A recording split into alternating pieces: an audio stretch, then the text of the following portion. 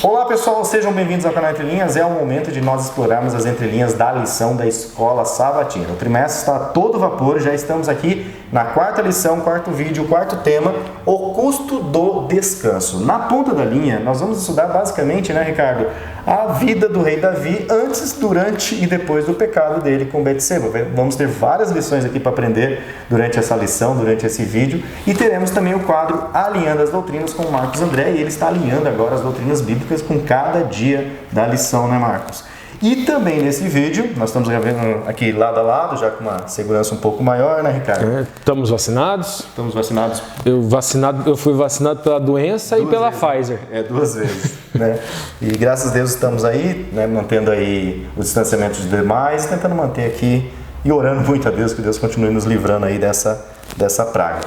E nós teremos aqui, pessoal, nas entrelinhas, uma entrelinha raiz que o Ricardo trouxe, seguindo aqui o padrão desse trimestre, que são livros, e ele vai trazer o livro aqui, Admirável Mundo Novo, de Aldous Huxley, e nesse livro o autor descreve uma sociedade distópica, né, onde as pessoas são geradas, né, em série, tem as suas categorias, tem muita coisa aí, não quero dar muito spoiler, né, nas entrelinhas. 2500 depois de Cristo ou 632 depois de Ford. E foi escrito quando essa obra? 1932. 1932, muito legal. E o que vocês perguntam, o que tem a ver? Na verdade, nós vamos ver o paralelo, né, do personagem desse livro com o personagem da nossa lição, que é o rei Davi. Então fiquem ligados em mais aquelas entrelinhas muito legais que o pessoal gosta. Aí a Sandra Bittar comentou, saudade das entrelinhas, saudade dos slides, né?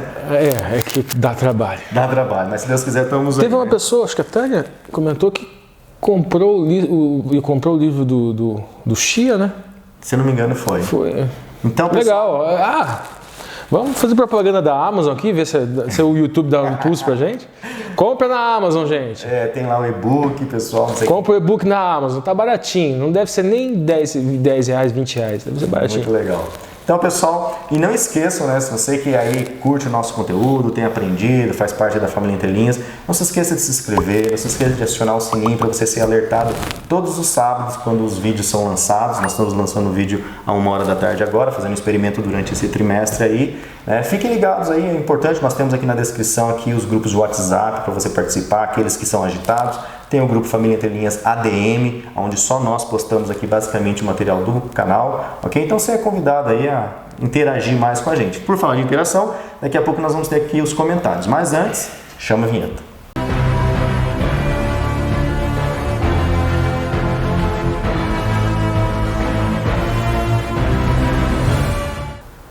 Bom, pessoal, este é o momento de nós então interagirmos com vocês, ver o que vocês estão reagindo ao nosso conteúdo, as suas sugestões, as suas impressões. Eu particularmente gosto muito dessa fase, e aqueles que não gostam, né, dos comentários, nós estamos capitulando. Infelizmente, no modo estreia, você não consegue pular essa fase, então você vai ter que esperar o vídeo ser lançado para assistir depois, para poder aí sim pular essa fase. Nós estamos lançando ele já capitulado. Vamos lá, os comentários. O nosso irmão querido, saudoso João Cavaco, ele comentou aqui conosco, né, como nós estávamos comentando aqui em off, né, ele se adaptou ao novo horário, né, que ele não comentou na passada, a gente mudou o horário, mas ele comentou nessa aqui: obrigado, louvado seja Deus triuno pelo testemunho sobre as raízes da inquietude. Adicionaria, provindo da iluminação espiritual da partilha da lição que se expôs, o seguinte comentário. E aí ele coloca no item 1 a definição da iniquidade. No item 2, questão: será a inquietude pecado ou uma maldição? Muito legal aqui o comentário dele. No 3, razões da iniquidade, que é o tema basicamente da lição. E ele ainda quebra o item 3 em egoísmo, hipocrisia. E aqui as conclusões, ele diz: deverão os cristãos criar inquietudes para si e para os outros seres humanos? Pergunta: os crentes nunca deveriam criar inquietude espiritual no ser humano, porque isto é um ato para Deus resolver, para que o crente tome decisões em relação a um estado de pecado perante Cristo e o Espírito Santo. Não se engane ninguém, supondo que a conversão de quem quer que seja, que é um passeio pelo parque mais pacífico da terra. A conversão é a chegada ao porto da paz de Deus, após se ter atravessado um mar bravo. mortal da inquietude, da angústia e de outras tempestades complicadas da vida. Mas de pouca dura, porque o mar está sempre encapelado e é preciso sair para pescar, porque senão deixe-se de existir. Não sentiu Cristo a inquietude no jardim de Getsêmani, combinado com a angústia de se ver sem Deus, que é o seu querido Pai? Nesses momentos, olhe-se bem com atenção em como o Espírito ajudou a Cristo a ultrapassar e como a fé individual pôde abraçar semelhantes soluções vividas pelo e com o Messias, e tendo o Salvador ao lado constantemente pela eternidade. Som, sabedoria se saiba escolher, para a salvação na inquietude de quem quer que seja. Deus abençoe a todos. João Cavaco, peregrino da IAS de Lisboa, lá da União Europeia em Portugal. Muito obrigado, irmão João, por mais um comentário caprichado, né? Acho muito legal ele. E temos aqui também o comentário de Carlos Souza. Boa tarde, feliz sábado, estou aguardando o início da lição. Que Deus os inspire para mais uma lição. Hashtag, com certeza vou até o final. É isso aí, Carlos Souza. Muito obrigado pelo seu comentário. Já esperando o lançamento da lição, porque o vídeo é lançado, né? Ele não entra em reprodução, mas já fica lá esperando o início. Edilza Nascimento, feliz sábado. Zineldo Roque, feliz sábado, hoje vou mandar um abraço, ou melhor, vou dar na minha esposa Raulina, feliz em ver a turma toda. É o Zineldo, né, mandando um abraço para a esposa Raulina. E aí, um abraço então, esposa Raulina, e do irmão Zineldo Roque. A turma hoje nesse vídeo não está completa, o Alexandre está viajando. De férias. De férias, merecidas, coitado, que o bicho quase surtou esse semestre. Muito trabalho remoto, trabalho presencial, estudo. Então, merecidas férias aí, Alexandre, descansa um pouquinho. Hoje, na ponta da linha, será trazido aqui totalmente pelo Ricardo. Celda Marta, feliz sábado na presença do Senhor Jesus. Eu estou em Mossoró, Rio Grande do Norte. Que legal! Celda Marta, seja bem-vinda. Acho que é a primeira vez que a Celda comenta conosco. E ela é de Mossoró, Rio Grande do Norte. E tinha um do outro Rio Grande do Norte, você lembra? Esqueci o nome da cidade, vamos ver se eles comentou hoje. Parnamirim, do Lierson e da Lígia, né? O casal que sempre... Rapaz, estamos lá no Rio Grande do Norte, cara. Lá no Nordeste. Cara, vai muito longe isso aqui. Bom, nós estamos em Portugal, lá com... É verdade, cara. O Samucombi na Faz tempo que não Angola. Oi, Samucombi. Né? É que lá ele não tem internet sempre, né? Muito legal, pessoal. Que bom, Celda, que você mandou de onde que você é, né? A gente consegue até já fazer essa interação. E ela ainda escreve hashtag fui até o fim. O Ézio Amorim, o Ézio é um nome de um amigo meu de infância, lembrei dele agora. Olá, boa tarde e um feliz sábado. Ézio, né, seja bem-vindo também, obrigado pelo seu comentário. O Lierson, agora sim um comentário aqui do Lierson dos Santos.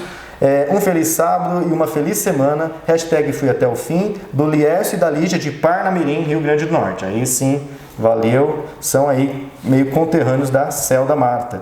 E olha, eu tô para dizer que a Celda, Ricardo, só talvez conheceu Entre Linhas porque o Lierson vive comentando e o YouTube falou assim, opa, espera aí, deixa eu sugerir isso aqui pra Celda. E de repente a Celda achou a gente.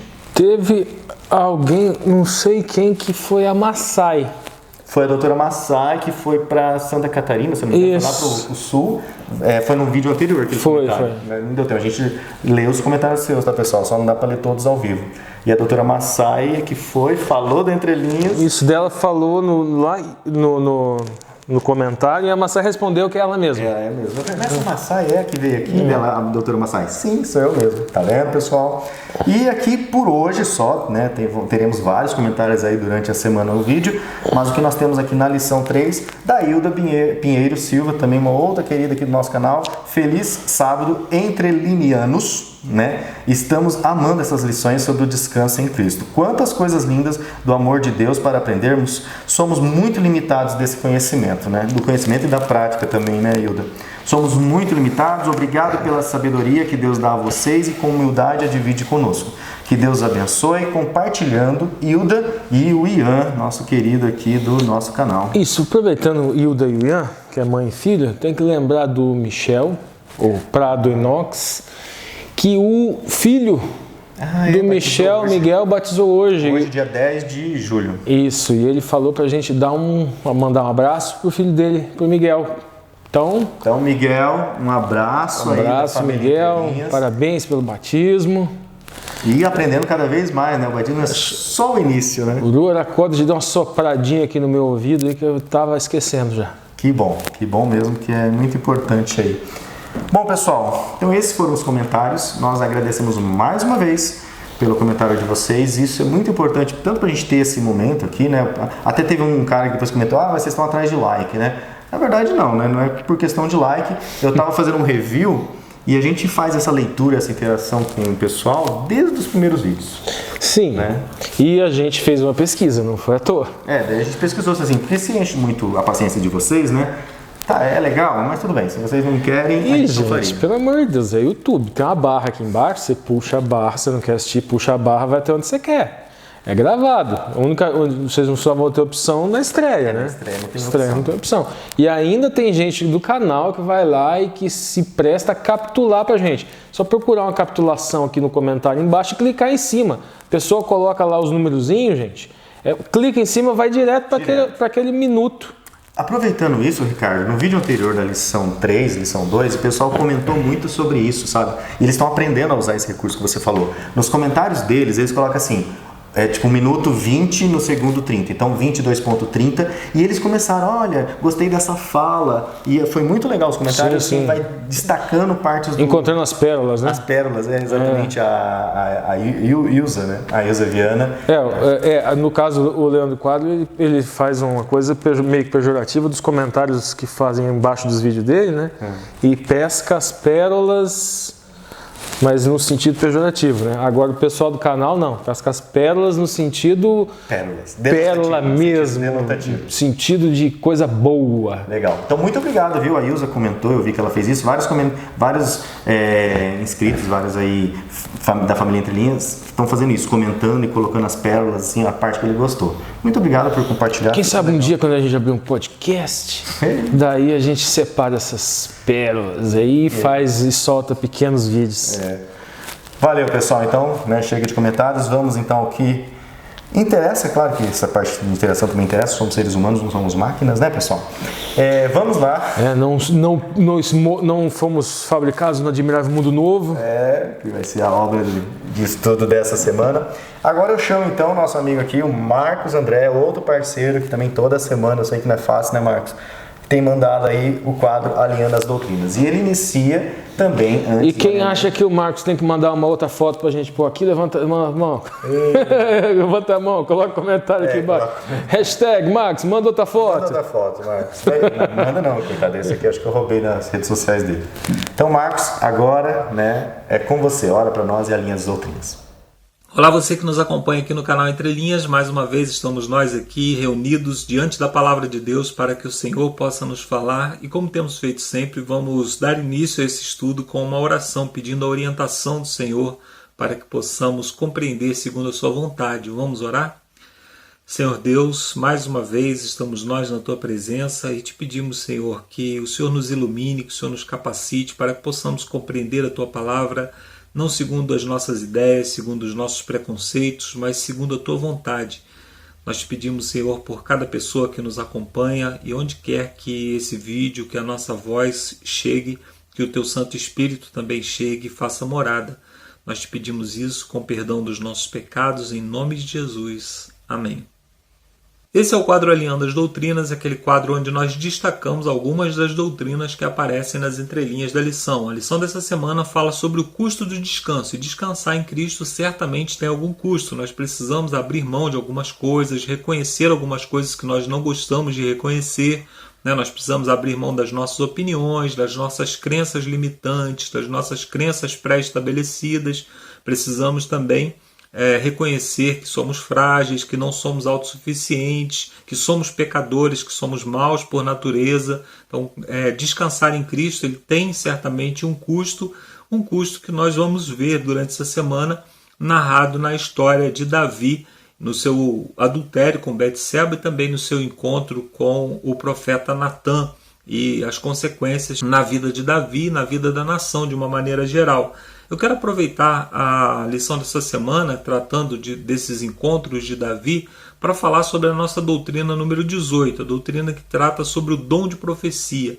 Nós, adventistas do sétimo dia, cremos que o dom de profecia é uma das características da igreja dos tempos do fim, ou seja, na verdade da igreja em todas as épocas, né?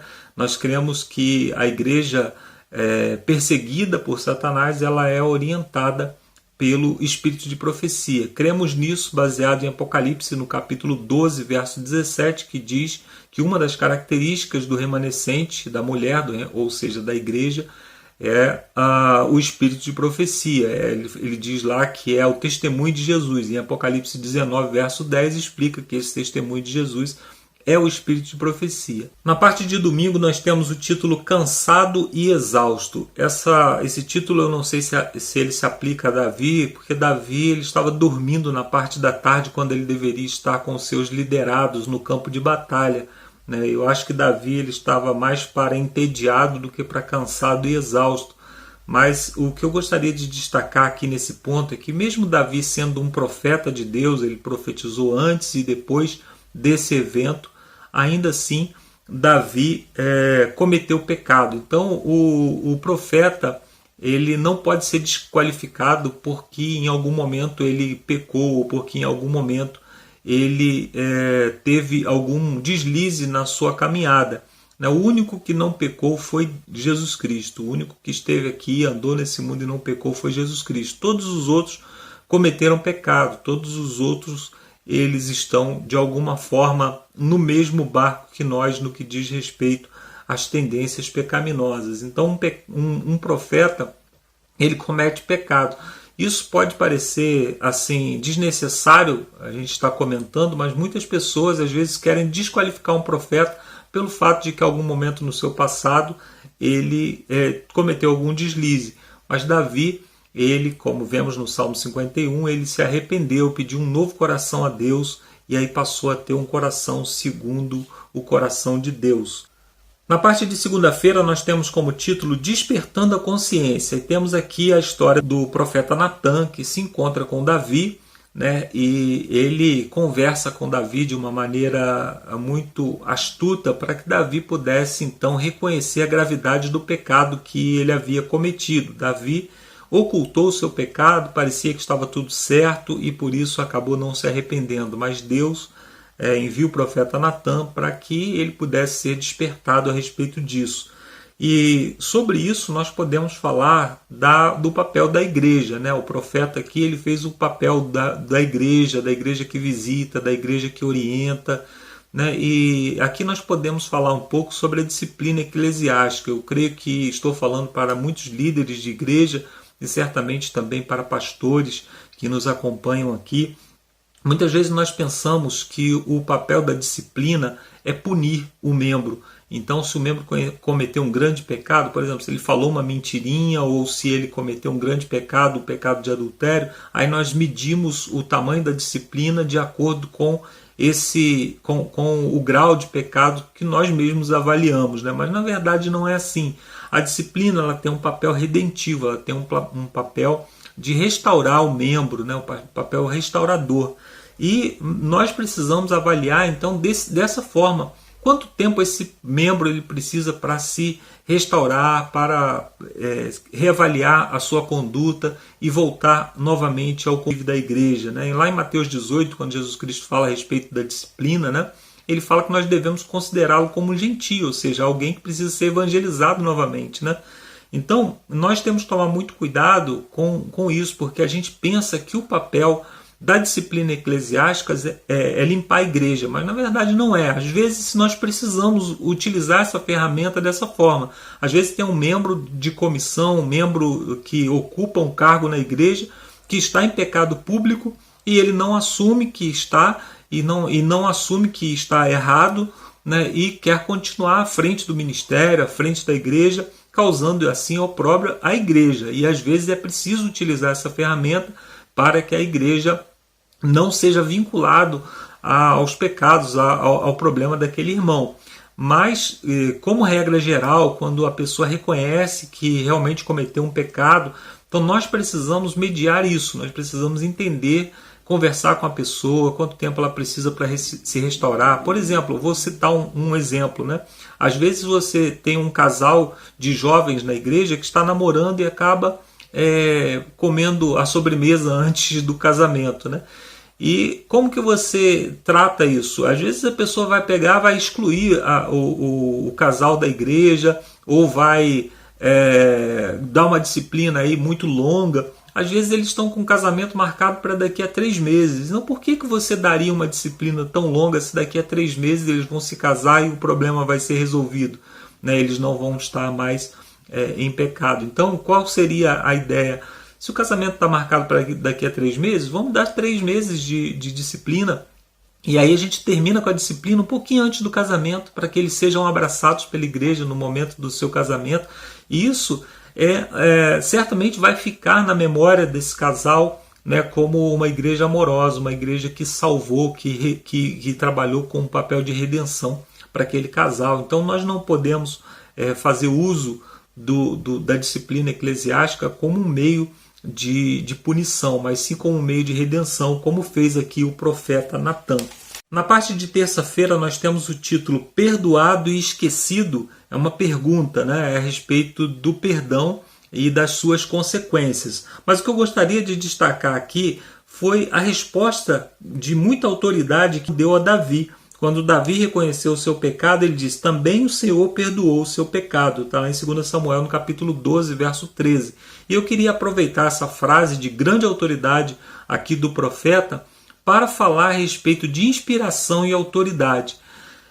Todo profeta, independente se ele é um profeta bíblico ou não, ele tem o mesmo grau de inspiração. Não existe um profeta meio inspirado, não existe meia inspiração. Ou o profeta é inspirado ou não é inspirado. Não existe mais inspirado ou menos inspirado.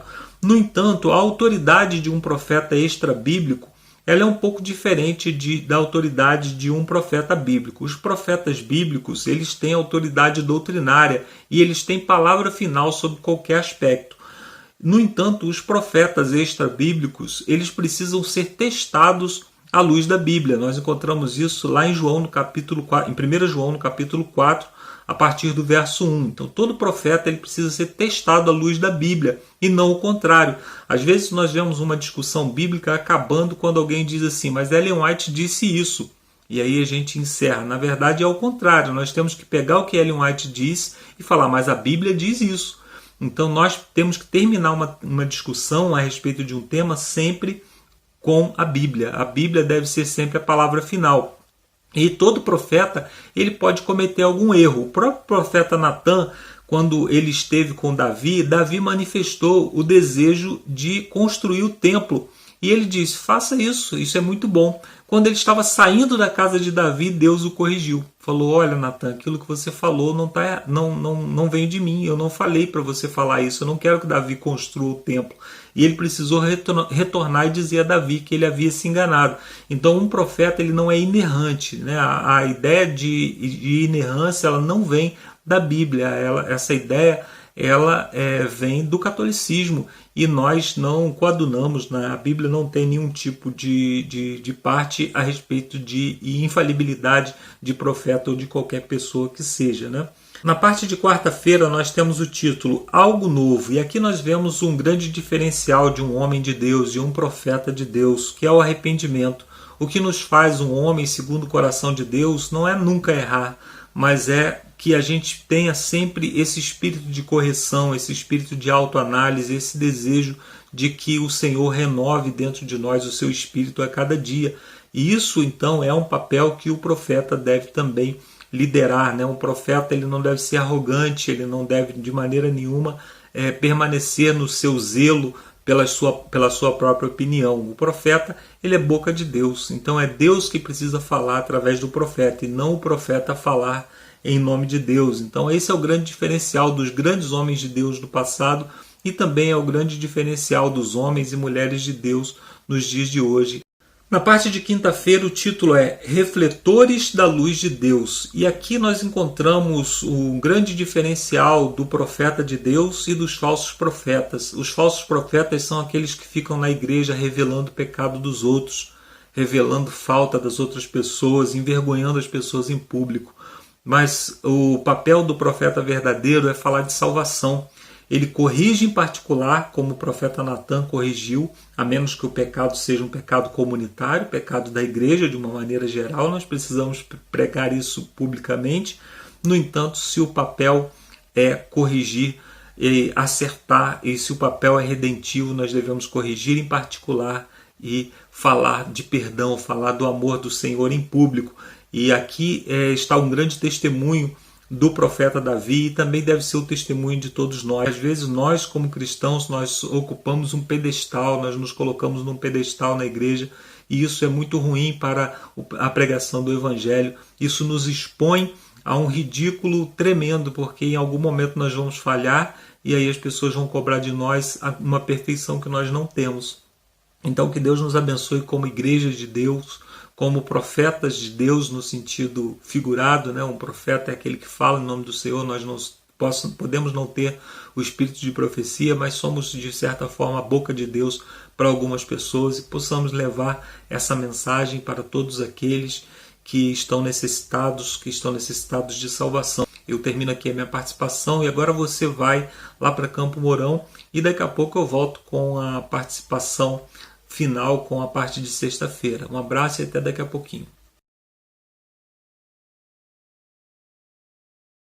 Valeu, Marcos. Obrigado aí pela sua participação, pelo alinhamento da doutrina, pela oração inicial. E vamos então agora na ponta da linha, onde vamos trazer aqui para vocês os assuntos principais, destacando aqui o assunto de cada dia. Então, no sábado tem como título da lição, o custo do descanso. Então, na ponta da linha, Ricardo. Cara, na ponta da linha a gente vai começar pelo título aqui, tá? Vamos primeiro entender o custo do descanso. Isso. Primeiro, nós já adiantamos, então não vai ser nenhum tipo de spoiler, que a lição praticamente vai falar sobre Davi e Betseba.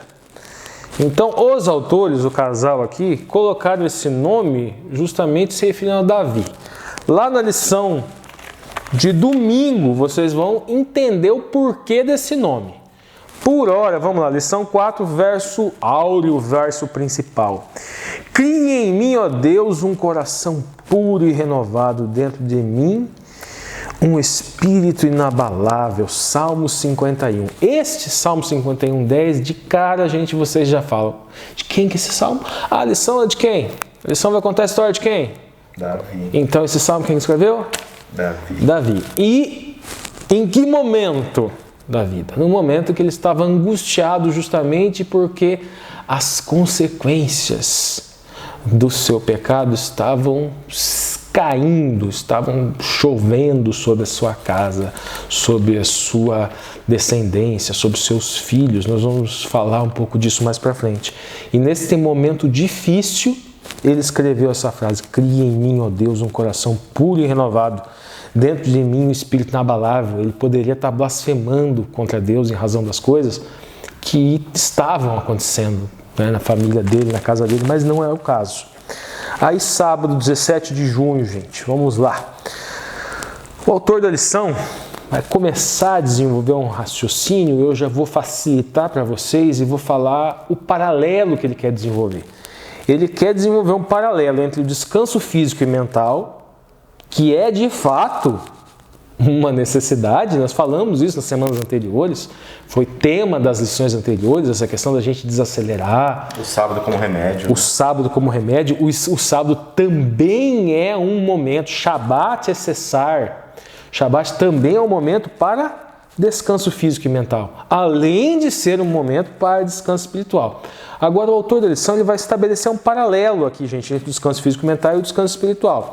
Ele começa falando o seguinte, que muitas pessoas elas estão desesperadas nesse mundo corrido, nesse mundo atribulado, para ter paz e quietude. E é um desejo, obviamente, que é um desejo plausível, não só plausível como necessário. Depois ele traz alguns exemplos de quartos sem internet, ou seja, por quê? Aquilo que a gente já falou antes, gente. A internet, a informação, ela é quase a velocidade da luz e ela acaba condicionando as pessoas a esta velocidade. Isso dá uma inquietação na mente da pessoa, um desgaste energético. Pensamentos, gente, se nós temos ali sinapses acontecendo, nós temos ali neurônios e impulsos elétricos, tudo isso denota energia que desgasta o ser humano. Continuando, gente. Depois ele vai dar outros exemplos que as pessoas pagam para se sentar em silêncio.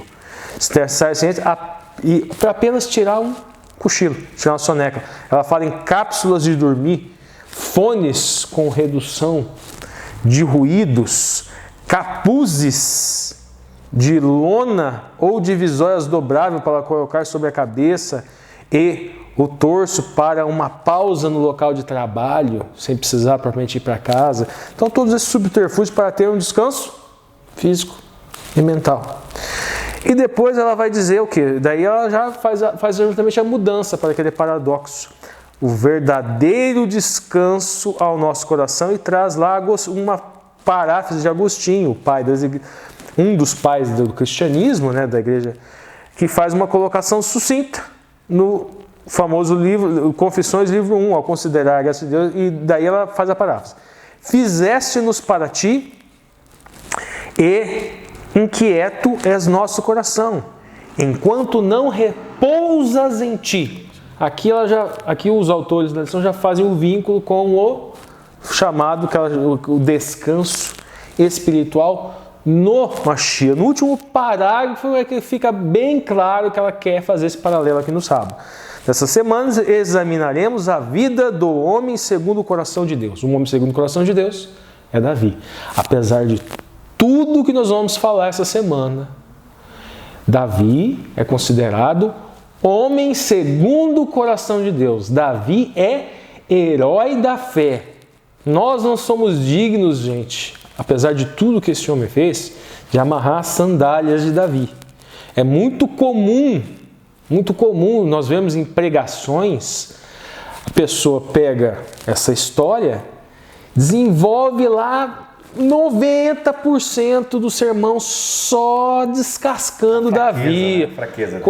Porque a tendência do ser humano é essa, falar mal, enfocar o lado mal. Só que Davi foi homem segundo o coração de Deus, não se desviou por um minuto nem para a esquerda nem para a direita, exceto no caso de Batseba, esposa de Urias, o heteu. E isso se aplica àquilo que a gente estava conversando, muitas vezes, né, eu estou vendo que as coisas estão acontecendo na internet, do pastor X, do teólogo Y, que às vezes a pessoa, você estava lá concordando com ela em todos os aspectos. Nossa, que legal, aprendi muito. Aí, em nenhum aspecto a pessoa falou algo que não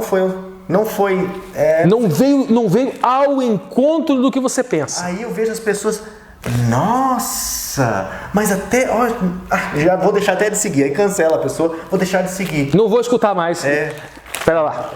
Exatamente, né? E é assim, você vê hoje na internet, está muito fácil, as pessoas simplesmente desinscrevem do canal, as pessoas não gostam de uma coisa, elas anulam tudo que elas aprenderam da pessoa. Sim, e é o que a gente, né, muitas vezes... Não dialoga, né? Não dialoga e não sabe que nós não somos perfeitos. Não, e às vezes não é nem uma questão de perfeição, às vezes é uma questão de diferença de pensar. Não é nem uma questão de um certo ou outro errado, é um pensamento diferente. Como se o da direita não pudesse dialogar com o da esquerda e o da esquerda não pudesse dialogar com o da direita. Exato. Gente, nós estamos falando as democracias, nós estamos falando agora rapidamente de política. As democracias só funcionam se os dois lados dialogarem. As democracias morrem quando morre o diálogo. Começam a morrer quando começa a morrer o diálogo. Sem diálogo, as democracias padecem. E o cristianismo, gente, o cristianismo dialoga com o mais pobre, com a classe média, com o mais rico, com o milionário. O cristianismo, a boa nova, ela é universal, é para todas as pessoas, é para todas as línguas, é para todos os povos. Então, sem diálogo, como que a Boa Nova vai chegar a qualquer lugar? Impedir o diálogo é impedir que Cristo chegue em pessoas diferentes de você. Construir muros e barreiras, né? E daí, no finalzinho, gente, coração de Deus é como este servo do Senhor, no caso Davi, descobriu o custo do descanso espiritual. Legal, vamos avançar então agora para domingo. Cansado e exausto. Na ponta da linha então, Ricardo. Agora a gente já vai entender o custo do descanso. Nós temos aqui no primeiro parágrafo que vai trazer o sentido da história e do título. A autora da lição, ela se posiciona claramente que Davi não deveria estar ali. E não deveria estar ali descansando.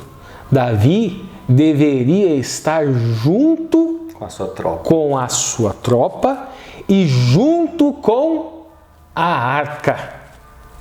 A arca de Deus. E nós vamos ver, no primeiro parágrafo, veja bem, gente, ela fala aqui. Ele deveria estar junto do seu exército, do outro lado do Jordão, liberando o povo de Deus para derrotar os amonitas. Eu trouxe alguns comentários para enriquecer essa aqui a lição. Eu trouxe, por exemplo, o comentário, gente, de Joseph Benson. Joseph Benson fala o seguinte, que Davi havia se deitado para dormir no calor do dia, como era de costume naquele país. O chamado leito da preguiça. O telhado, como era costume, ele era plano, como era costume para isso na época. Ele talvez tivesse acabado de acordar, segundo Joseph Benson, acabado de acordar de la siesta, alguma coisa, um banho de sol, vamos dizer assim, vitamina D.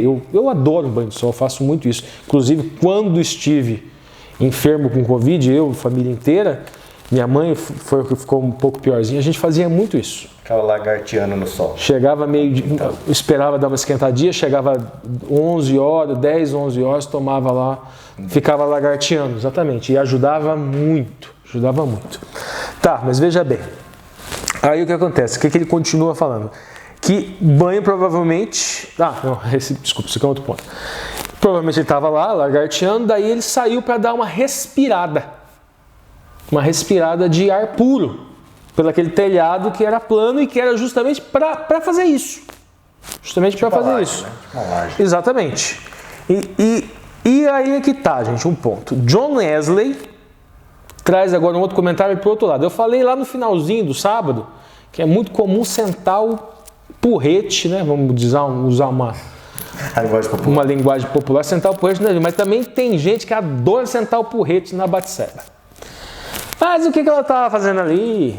Não. Mulher casada se exibindo, tomando banho, só pro rei ver. Ela foi lá de propósito, essa safada. Já até adjetiva. Gente, o texto não traz adjetivo pejorativo algum para Batseba. Quem estiver fazendo isso está fazendo por conta própria. Não tem isso no texto. Está no ambiente de especulação. Isso, e a gente vê na rede social, gente, nossa, se politiza tudo hoje em dia, pelo amor de Deus. Tem gente nova no canal, né? Vamos brincar assim. Nós não tínhamos a filmagem das câmeras de segurança do palácio naquele dia. Para saber. Né? Não tinha. Mas nós só temos o texto, e o texto não tem nada disso. Temos texto, contexto, e temos um monte de pretexto. A pessoa tem uma ideologia, pega a Bíblia, inventa entrelinha lá sob o pretexto de defender algum tipo de ideologia do seu agrado, vamos dizer assim. Mas vamos lá, John Wesley, ele fala o seguinte, que este banho, pelo texto, se deduz que este banho que ela estaria tomando seria um banho, provavelmente, um banho cerimonial, um banho de consagração, um banho de purificação. Em razão, porque nós vemos um pouquinho mais abaixo no texto, que ela estaria, quando se relaciona com a vez, saindo, tinha acabado de sair daqueles dias. O famoso, na gíria popular, os dias do Chico. Estaria menstruada. Então, John Wesley, banho provavelmente de purificação, banho cerimonial. Adam Clarke segue a mesma linha. Será que Batseba teria algum tipo de culpa? E a resposta de Adam Clarke é não. E ele traz exemplos, por exemplo, da cidade de Bengala, onde existem esses poços e onde as mulheres são vistas se banhando, como é a tradição, levando água, lembrando também que não tinha água encanada, né, gente? Levando água para a sua casa e Adam Clarke também fala, que nós encontramos lá 2 Samuel 11:4, a informação de que ela estaria no final do período menstrual. Legal. A expressão hebraica é haratz, que significa lavar, pode significar lavar, que ela estaria lavando alguma coisa, e pode significar também banhar-se ou lavar-se. A gente tem a expressão aqui também utilizada, gente. O que ela estava fazendo se banhando? E a expressão hebraica que nós encontramos no texto, que reforça o que esses teólogos nós falando, é hitkadesh, ou seja, santificar-se, consagrar-se. Então, o banho dela, ela estava fazendo alguma coisa errada ali? Gente, ela estava se consagrando, se santificando, estava seguindo a Torá, que no Vaikra, no Levíticos, dá mitzvah, mandamento claro com relação às regras de higiene. E agora a regra aqui não é regra de ordem, não. As regras, menstruação, dá informações do que a mulher tem que fazer com a menstruação. Então, nada de errado. Seguindo, na ponta da linha. Davi, já explicamos o contexto, viu uma mulher muito bonita na ponta da linha e os impulsos pecaminosos tomaram conta dele. Quando Natan, lá na frente, não é agora, tá, gente? Quando Natan for contar aquela Hagadá, aquela história, aparentemente no começo que parece uma história, isso aqui vai ser interessante, porque um dos elementos da Hagadá vão ser os impulsos pecaminosos, o alimentar dos impulsos pecaminosos. E veja bem, esses impulsos pecaminosos venceram naquela noite. Davi...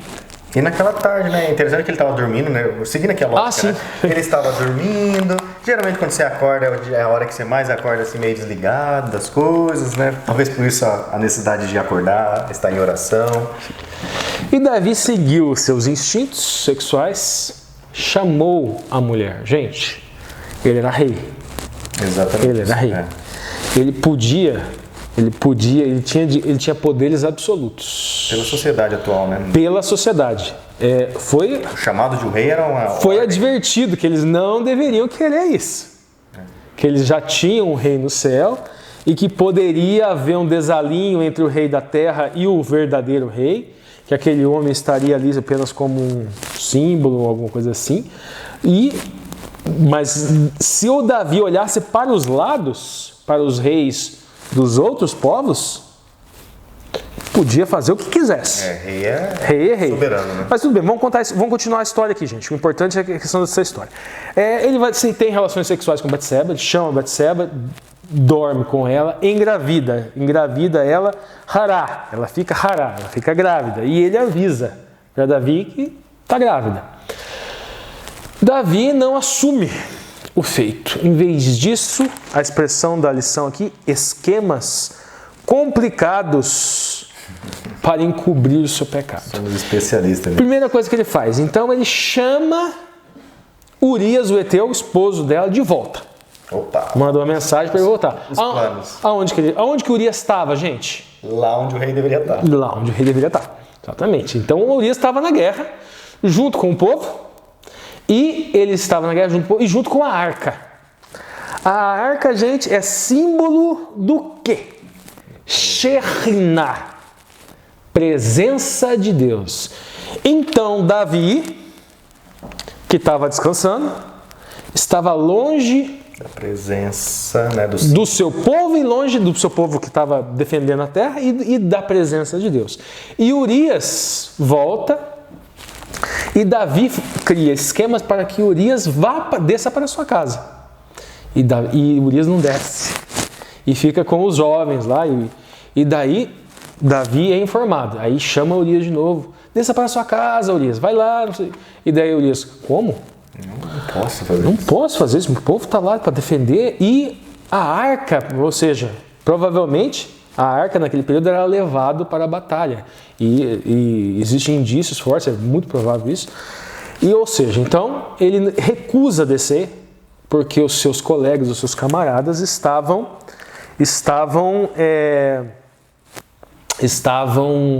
na guerra. O próprio John Wesley fala o seguinte, gente, o John Wesley e Thomas Cole, que os dois trabalham esse raciocínio que eu estou trazendo para vocês, isso não é coisa minha. Thomas Cole, olha, nada mais elegante e heróico do que o que Urias fez. John Wesley e Thomas Cole vão falar, ó, a arca era símbolo sagrado da presença de Deus. Quando Urias fala, irmãos em situação, os meus irmãos estão em situação de perigo, devo simpatizar com eles. Aqui é o John Wesley, na verdade, essa frase não está no texto. Isso é John Wesley criando uma frase que talvez poderia ter dito. Devo simpatizar com eles e me abster. O John Wesley falando o que ele disse, vamos dizer assim, em outras palavras. Mas o sentido é esse. Foi isso que Urias disse. Adam Clarke, homem corajoso, generoso e desinteressado. E o Adam Clarke, não gosto muito desse tipo de especulação, mas o Adam Clarke ele lança a seguinte pimenta. Não tem base escriturística para a gente afirmar, nem que sim, nem que não, né? Mas ele fala o seguinte, será que Urias não suspeitava o que havia sido feito em sua casa? Né? Então, daí o Davi arma um esquema com chama Urias e dá vinho para ele. Vamos ver se agora vai. E o Urias vai lá, bebe o vinho e coisa e tal, e não vai. Aí não deu certo de novo, porque ele não faria isso de maneira alguma. Né? Como que eu vou me deleitar com a minha esposa, sendo que a arca do Senhor, sendo que em batalha, né? E os meus irmãos em batalha. Então Davi arma um esquema com Joabe, que a gente já vai, que a autora da lição, gente, aqui na ponta da linha, chama de assassinato por controle remoto. Achei muito interessante. Davi fala o seguinte, então você pega Urias, já que ele quer ir para lá, para o campo de batalha, você pega Urias, coloca ele em uma posição desvantajosa no campo de batalha e depois você, por detrás, você parte, deixa ele lá, abandona, vamos dizer assim. Então ele foi colocado numa posição desfavorável no campo de batalha e pereceu. E ele mesmo leva esse recado, né? Outra coisa, gente, que é terrível, que a gente vê muita gente sentando o rei também em Urias. Não façam isso, gente. Conta a história como ela está no texto, gente. Se não tem no texto o profeta dizendo que está errado, e disse o Senhor, não seja você que fale e fale que isso é bíblico, gente. Por favor. Não tem conotação pejorativa dada a Urias no texto. O que tem são pessoas criando ilações em suas cabeças. E por isso que eu falei que eu não gosto muito disso que Adam Clarke fez, apesar de ele não estava desabonando Urias aqui, né? Será que ele não sabia o que aconteceu na sua casa? No campo das especulações. Isso, então, se vão fazer isso na lição, estou especulando. Fale isso. Fale que eu estou especulando quando vocês forem falar alguma coisa que não está no texto. Seguindo, aí a gente chega agora. A autora da lição ela vai trazer uma aspas aqui. Eu vou ler a aspas. 2 Samuel 11:11. A arca, Israel e Judá ficam em tendas. Joabe, meu senhor, e os servos do meu senhor estão acampados ao ar livre. Como poderia eu ir para casa, comer, beber e me deitar com minha mulher? Que Urias, se indagando. Ele, obviamente, não faria isso. Vamos lá, gente. Legal. Avançando então agora para segunda-feira, despertando a consciência na ponta da linha, então, Ricardo. Agora nós estamos na segunda-feira. Segunda. Vamos lá. A advertência do profeta. Vamos lá, gente. Aqui, olha só. Primeiro parágrafo. Fala de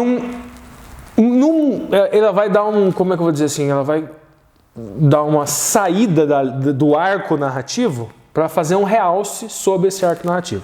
Ela vai falar de um outro momento. Ela vai falar sobre 2 Samuel 2,7, que fala o seguinte, que no momento sombrio da vida, havia boas novas. Deus enviou o profeta Natan, que tinha aconselhado Davi em seus planos de construir o templo. Ou seja, lá, nós estamos aqui em Samuel 11, mas lá em Samuel 2,7, esse mesmo profeta foi usado por Deus para trazer uma notícia maravilhosa para Davi. A ideia, ou seja, os planos de construção do templo, onde ficaria a arca. Agora, a pergunta aqui da segunda-feira, ponto central, por que Natan preferiu contar uma história ao invés de envergonhar Davi imediatamente? Primeiro, porque era costume. Nós temos Haggadah, Halagá, o próprio Machia, ele falava por aquilo que em grego se paraboleis, não gosto de grego, não tem interesse nenhum por grego, mas deve ser uma coisa assim, já ouvi uma coisa assim, que é a parábola, mas é uma forma de passar ensinamentos, Halagá. Você passa Haggadah, que diz respeito à lei propriamente, e nesse caso também diz respeito à lei, porque o rei estaria descumprindo uma lei, mas é costume, vamos dizer, e os profetas fazem muito isso, e o próprio Machia fazia muito isso. Agora veja bem, essa questão de envergonhar Davi, a intenção de Natan não era envergonhar Davi. A intenção do povo de Deus de levar qualquer tipo de mensagem, de admoestação, de advertência, se é para envergonhar a pessoa, já está errada. É para levar a pessoa ao arrependimento. A sua intenção não deve ser causar vergonha, a sua intenção deve ser converter, restaurar a pessoa. Então não é pra gente meter o pau pra ver se rebaixa, né? Não é pra rebaixar, não é pra você se sentir. Vou rebaixar a pessoa pra eu me sentir. Deixa eu falar umas verdades pra ele, Ricardo. Eu vou falar umas verdades lá pra ele. E daí, mas na verdade você tá satisfazendo o seu ego. É aquela coisa de bater no cachorro. Bater no cachorro só porque ele é mais fraco, só porque ele está ali, né? Vamos lá, seguindo. Então, Natan criou uma historinha. Uma história muito interessante. Vamos lá. Primeira coisa, gente. Ele contou uma historinha de um carneiro. Né? Kevash, que está lá no texto. Carneiro, que vem da raiz kivzá, que significa ovelha. O que acontece, gente? Ele começou a contar que lá tinha um homem rico, Leish é homem, Ha'ashir, homem rico, e um homem pobre. Né? Tinha até um quadro no jogo, primo rico, primo pobre, né? Então, é um jeito de contar a história. E Leish Harash, que seria o homem pobre. E ainda tem um terceiro homem na história. Lembra que lá atrás eu falei para vocês se lembrarem daquele texto lá, gente? Dos impulsos pecaminosos. Então nós temos todos os elementos nessa história aqui. Então aqui nós temos um homem que chegou um visitante, um estrangeiro, alguém estranho. E ele, o homem rico, ele tomou a cordeirinha, ou o cordeirinho, a cordeirinha, para ficar mais parecido com Batseba, né?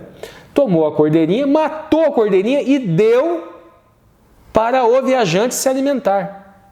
Então vamos lá, vamos tentar entender. Então esse viajante seria mais ou menos o quê? Esse viajante seria Yetzer Hará. Seria aquilo que a autora da lição chamou de? Impulso pecaminoso. Impulso pecaminoso. Então está lá Davi, o homem rico, e ele tinha várias ovelhinhas. E veio o instinto sexual. Ao invés dele pegar as ovelhinhas dele, ele tinha um harém à sua disposição, ele foi pegar daquele homem pobre que se alimentava da ovelhinha, que provavelmente cortava lã e fazia roupa para sua família e tomava o leite da ovelhinha, no caso, Urias. Então Batseba, a ovelhinha, o cidadão que veio os instintos, e o homem rico Davi. E todos nós temos esse impulso, né? Porque Claro. a grama do vizinho sempre é mais verde, né? Você luta pra ter uma moto, daí daqui a pouco você olha o vizinho com um carro, daí você tem a moto. Não, mas eu vou querer o carro. E claro que você pode lutar, pode conquistar. E nesse caso ele já tinha. Ele já tinha. O cara podia escolher, vamos ficar falando em carro, o cara tinha uma Ferrari no estacionamento, o cara tinha um Rolls Royce no estacionamento. Uma Lamborghini, daí ele... Não, o cara tinha um Lamborghini no estacionamento, mas ele viu um Celta. Celtinha. Nossa, eu quero aquele Celtinha. O Ricardo menosprezando a Betseba. Não, gente, vamos lá, olha, de acordo com o texto, Betseba era mulher formosa. Mas, ó, eu não estou menosprezando Betseba, o Lúcio está menosprezando o Celta. O que a gente quer dizer com isso aqui, gente? Davi poderia escolher mulher tão formosa quanto Betseba ou mais. Ele tinha o reino inteiro à disposição dele. Mas O impulso pecaminoso. ele deu ouvidos ao viajante, ao discurso, à natureza má, à lascívia, vamos dizer assim. Mas seguindo, gente, agora aqui a questão de Natã. Natã conta a Halagá, conta a história, né, que na verdade Davi achava que era uma história. A gente tem agora na língua portuguesa uma coisa assim, história e história. Então podemos usar esse jogo de linguagem e falar que daí, antes de Davi descobrir que não era uma história, que era uma história, Davi fala, não, este homem é digno de morte, tem que restituir esse homem pobre e assim por diante. E pergunta quem é esse homem. E aí o Natã responde, Atá Raish. Ish é uma expressão que significa homem, pessoa, esposo ou alguém. Então pode ser que Davi tenha perguntado, quem é este alguém? Este alguém é você. Ou pode ser quem é este homem é você. E eu trouxe aqui alguns comentários, gente. Albert Barnes fala o seguinte, que para os monarcas, Levíticos 20, 10 e Deuteronômio 22, 12 estaria fora de questão. Agora, Thomas Coke tem uma visão um pouquinho diferente. Thomas Coke, o Salmo de Davi mostra a culpa que ele estava, que é o Salmo 51, que nós vamos analisar mais para frente nos próximos dias. Thomas Coke fala, Deus afastou o castigo de Levíticos 20, 10 e Deuteronômio 22, 2. Então ele enfatiza muito mais a questão de que Deus afastou o castigo. Na ponta da linha, nós vemos aqui a autora da lição falando o seguinte, que das leis, vamos dizer assim, temporais, das leis humanas, o monarca Davi estaria afastado. Mas da lei de Deus, ele não estaria afastado. E da bem da verdade, não, obviamente que não é isso que o Albert Barnes quis dizer. Que ele quis dizer que a aplicação por parte de homens de Levíticos 20, 10 e Deuteronômio 22, 22 estaria afastado porque ele era um monarca. Mas a aplicação dessa lei por Deus, não poderia. Não. Nenhum rei da época estaria. Mesmo que não tivesse um código, mesmo na Babilônia, por exemplo, se Deus quisesse aplicar qualquer lei, não só Levítico, qualquer lei, e isso aconteceu. Qualquer um. Isso aconteceu, nós vemos ao longo da história na Babilônia, Nabucodonosor, Deus quis aplicar, aplicou, não pôde fazer nada. Comeu, pastou como animais, teve bestialismo lá, e outros tantos que caíram. Então vamos gravar isso aqui também, a questão da ponta da linha. Então nós vamos seguir aqui agora, gente. Então Natã armou uma armadilha, Davi pronunciou a própria sentença, e Natã lhe disse, esse homem é você, segundo Samuel 12, 7. E a autora da lição fala o seguinte, que há modos diferentes de se dizer isso. Nós não temos no texto, não temos base escriturística para nos dar certeza de como isso foi dito. Mas as evidências, em razão da natureza do Natã que nós extraímos de texto, que ele não deu assim, peguei você, olha lá. Até porque ele, como rei, Davi poderia, né? Sim, Natã, mas eu acredito que em razão da personalidade dele, ele não fez isso. Em razão da forma do seu caráter, como ela foi moldada, como ele permitiu que o Ruach HaKodesh moldou o seu caráter, acredito que ele não faria isso. Né? Qual que era a intenção dele ao falar Davi? Ir lá tirar uma onda com tirar um sarrinho? Falar, se sentir melhor? Você falava tanta coisa bonita, mas agora não concordo com o que você fez. Não, a intenção dele era levar Davi à conversão. Arrependimento. Isso. Daí, ó, veja bem. E, de fato, gente, ó, porque Davi respondeu, pequei contra o Senhor, em vez de dizer, pequei contra Betseba, ou sou um homicida? A própria autora vai trazer a resposta nos parágrafos seguintes, gente, ó. Davi reconheceu que o pecado, que inquieta o coração, afronta principalmente a Deus. A nós ferimos, afetamos outras pessoas, trazemos desgraça para a nossa família e para a igreja, mas ferimos também a Deus e colocamos outro prego na cruz, no Gólgota. Então veja bem, a consequência dos nossos pecados, existe uma consequência que é Cristo teve que se fazer homem, se fazer carne, se fazer justo, se fazer santo e morrer. Morrer morte de cruz. Morrer por nós. Então por isso que o pecado, ela própria traz essa resposta nos parágrafos seguintes. E ela parafraseia, gente, eu vou ler a paráfrase dela aqui. A representação de Natã tocou o coração de Davi. Ela parafraseia Ellen White aqui. Tocou o coração de Davi, despertou uma consciência e a terrível gravidade de seu crime veio à tona. Seu ser se curvou em arrependimento diante de Deus. Com lábios trêmulos, disse, pequei contra o Senhor. Continuando. Todo o mal que é feito a alguém se reflete a Deus. Davi tinha cometido grave pecado contra Urias e Betseba e sentiu isso profundamente. No entanto, seu pecado contra Deus era infinitamente maior. Ellen White, Patriarcas e Profetas, página 722. Bom, gente, então vamos para... Estamos na segunda-feira aqui? Depois, terça-feira agora. Vamos para terça-feira. Perdoado e esquecido. Perdoado e esquecido na ponta da linha, Ricardo. Então vamos lá. A autora da lição já vai... depois que Davi involuntariamente pronunciou seus juízos, a gente já falou, já adiantou, o juízo sobre si mesmo, Natã confrontou com a enormidade de seu pecado. Por quê, gente? Vamos lá. Vamos lembrar o seguinte. O que é adulterar? Como que alguém adultera leite? Pode adulterar leite? Colocar outro produto. Colocando água, por exemplo. Como é que alguém pode adulterar a gasolina? Colocando querosene, por exemplo. Então você modifica a substância. Como alguém pode adulterar uma mulher? E no caso aqui nós estamos falando de uma linhagem. A linhagem davídica é a linhagem de quem? Do Messias. Linhagem do Messias. Então veja bem, isso significa que o pecado dele era maior ou menor?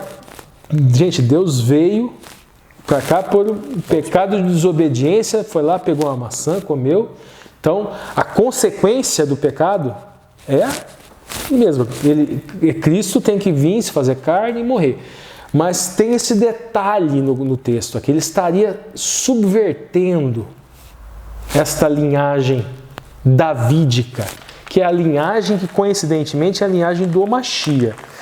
Aí, seguindo, gente, ocorre aqui no texto uma coisa que pode até parecer injustiça, mas tem uma significação. Não que Deus tenha feito isso para dar a significação, mas nós podemos abstrair essa significação do texto.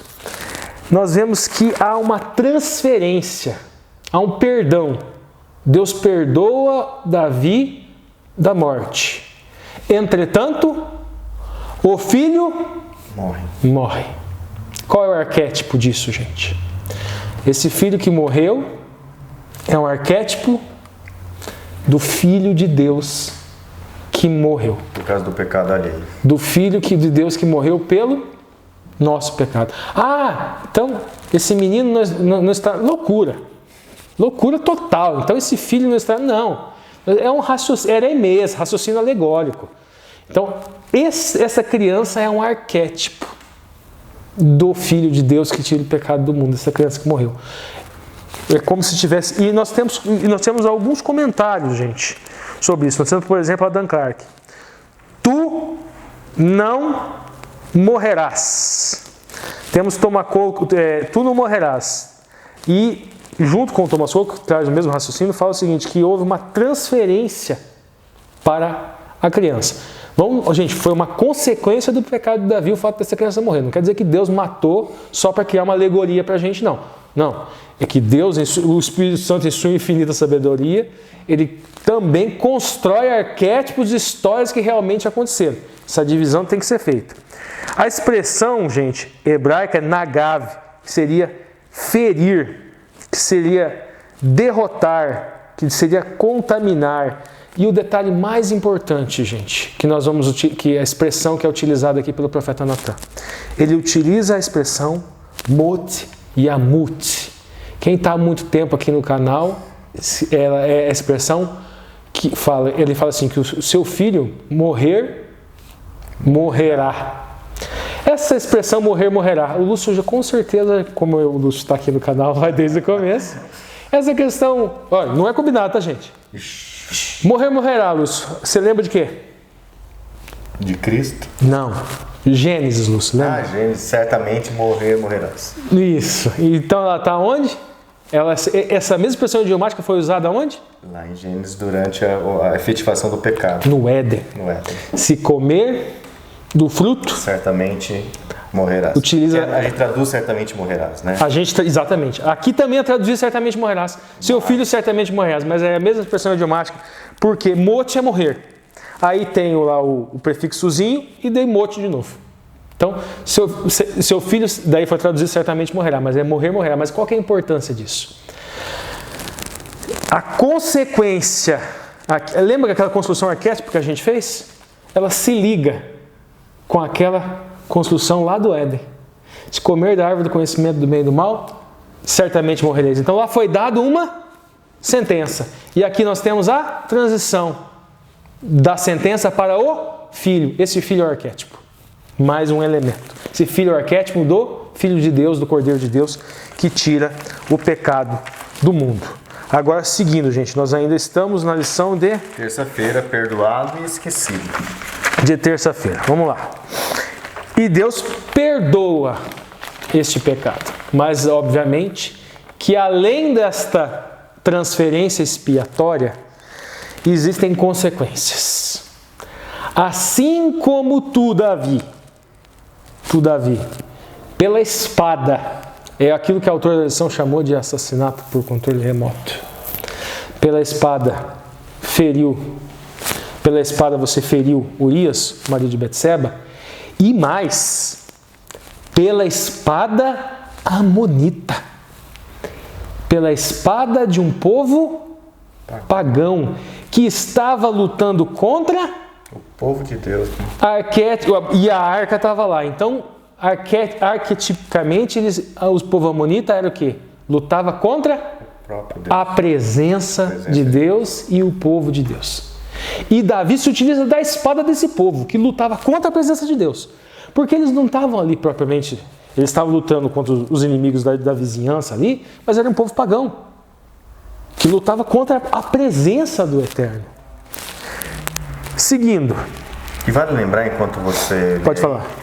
Que a gente não existe pecadinho e não existe pecadão. Sim. Mas existe consequências e consequências zonas. Exatamente. Então, assim, tem que tomar cuidado, porque assim, o pecadinho e o pecadão não existe. Mas Deus, existe pecado com consequências e com consequências zonas. A computação vai saber. Pecado é 0 ou 1. Bom, vamos lá, gente. Seguindo então. A gente tem agora aqui as consequências, a espada. Então, a espada nunca será retirada de sua casa. E suas mulheres serão tomadas de ti. E daí os teólogos, porque veja bem, o harém de Davi lá não foi retirado dele, talvez quando ele morreu, foi transferido àquela mulher de jovens, coisa e tal. Mas o texto fala que diante de seus olhos. Então, qual é a interpretação que é dada com relação a essas consequências? Nós estamos falando de Tamar, gente. Estamos falando de Tamar e Amnon, que eram filhos de Davi, Amnon e Tamar. E Amnon teria forçado Tamar a cometer incesto Entre irmãos. Então, uma mulher, no caso a mulher de Davi, no sentido de ser filha de Davi, e o seu filho, Absalão, armou um esquema também muito engendrado para matar o seu irmão à espada. E Davi teve que pelear, lutar. Inclusive teve um período que ele teve que sair de Jerusalém e ir para um outro canto, porque a vida dele estava em risco pelos exércitos do seu filho Absalão. E o seu filho Absalão morre pela espada. E pensa que Davi ficou feliz com isso, porque era seu adversário? Não. Davi se condoeu com isso. Então, aí também consequência, falou e chorou em razão da morte de Absalão. E disse mais, quiçá eu morresse em seu, eu pudesse morrer em seu lugar. O amor de pai, né? Mesmo que era perseguido por ele. E agora nós vemos um traço interessante que o Lúcio achou muito interessante. Esse menino, agora, muito antes disso acontecer, tá, gente? Estamos falando lá de Batseba, grávida, ela estava grávida, o filho ainda não morreu. E não aconteceu essa história ainda aqui de Absalão, foi antes. Foi depois, quer dizer, né? E o filho, Natan disse, né? E Davi jejua e sofre, e está lá abatido, com vestes, coisa e tal. E os servos preocupados em falar, com medo de falar que das más notícias. Morreu. Não, e se ele morreu, meu Deus? Se morreu, o rei vai morrer junto. Se ele está doente, o rei está assim, imagina quando morrer. Daí foi lá, avisaram ele. E ele vai lá, ele toma banho, se veste, e se arruma, e se alimenta. E os servos perguntam, mas e daí? Como isso? Né? Ele falou, não, enquanto ele estava vivo, havia chance de eu interceder por ele e o Eterno me perdoar, porque o Eterno traz multidão de hesed, multidão de graça, de acordo com Davi. Multidão de graça, nós vemos isso nas palavras de Davi, não propriamente nesse contexto, né? Mas, e daí o que ele faz? Ele se veste, ele se alimenta e ele vai blasfemar contra Deus. Isso que é interessante. Não, ele não vai. Ele pega e vai tomar banho, se alimenta e vai louvar a Deus. Vai para o culto. Exatamente. E vai para o culto, e vai louvar a Deus. Então vamos lá, gente. De certa forma, Davi nos mostra, ele vem nos mostrando justamente os caminhos para o descanso espiritual. Esse comportamento de Davi aqui é um comportamento que deve ser levado em alta conta. Sim. Alta conta. Principalmente no momento que nós estamos, né, Ricardo? Olha, nós temos um grupo de oração, o Michel Prado, né? O Prado Inox, ele também tem uma equipe de oração e a gente ora.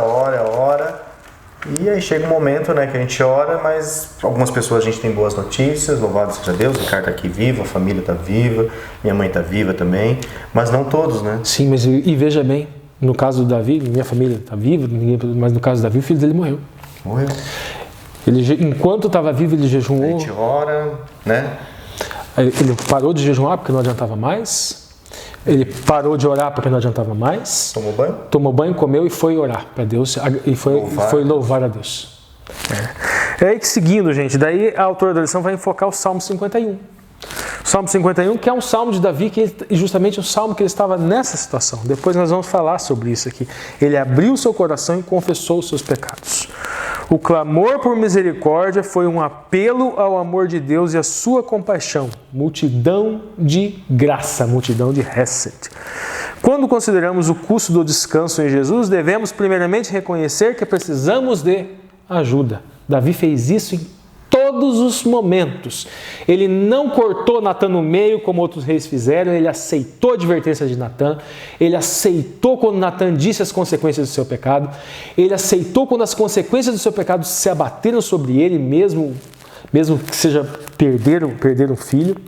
Seguindo, a autora da lição ela termina aqui falando do Aseret Hadebrot, né, dos 10 mandamentos. Quando fazemos isso, somos encorajados.